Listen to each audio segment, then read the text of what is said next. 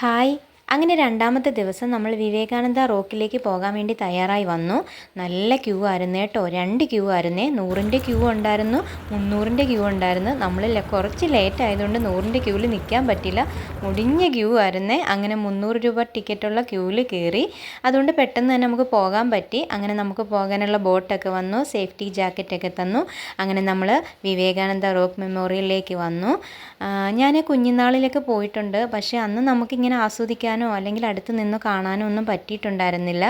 ഇത്ര അടുത്ത് ആദ്യമായിട്ടായിട്ടോ ഇങ്ങനെ നന്നായിട്ട് കാണാനും ആസ്വദിക്കാനും ഒക്കെ പറ്റിയത്.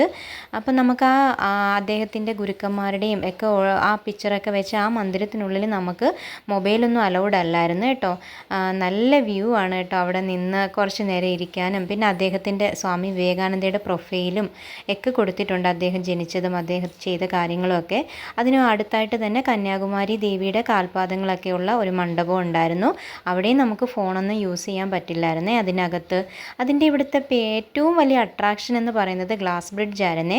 അതായത് വിവേകാനന്ദ റോക്കിൽ നിന്ന് തിരുവള്ളൂരിൻ്റെ സ്റ്റാച്യൂയിലേക്കുള്ള അത്രയും ഭാഗമാണ് നമുക്ക് ഗ്ലാസ് ബ്രിഡ്ജ് വരുന്നത്. വളരെ മനോഹരമായിരുന്നു. കാരണം നമ്മൾ കടലിലൂടെ പോകുന്ന പോലെ ഒരു ഭീതിയാണ് തോന്നിയത്. അടിയിലിങ്ങനെ കടലിങ്ങനെ ഓളം മറിഞ്ഞ് തിരമാലകളൊക്കെ വന്ന് നല്ല രസമായിരുന്നു കേട്ടോ. നല്ല അടിപൊളിയായിരുന്നു. അപ്പോൾ നമ്മൾ തിരുവള്ളൂരിൻ്റെ സ്റ്റാച്യൂവിലേക്ക് പോകുന്നതാണ്. കുറച്ച് സ്റ്റെപ്പുകളൊക്കെ കയറി വേണം മുകളിലേക്ക് ചെല്ലാൻ. അങ്ങനെ നമ്മൾ അങ്ങോട്ടേക്ക് പോയിക്കൊണ്ടിരിക്കുമായിരുന്നേ. എത്ര ഉയരത്തിലാണെന്ന് നോക്കിക്കുക ആ സ്റ്റാച്യു. അപ്പോൾ സ്റ്റാച്യൂവിലേക്ക് പോകാനുള്ള വേ ഒക്കെ തന്നിട്ടുണ്ട്. കുറച്ച് സ്റ്റെപ്പ് കയറി നമ്മൾ മുകളിൽ ചെല്ലണം.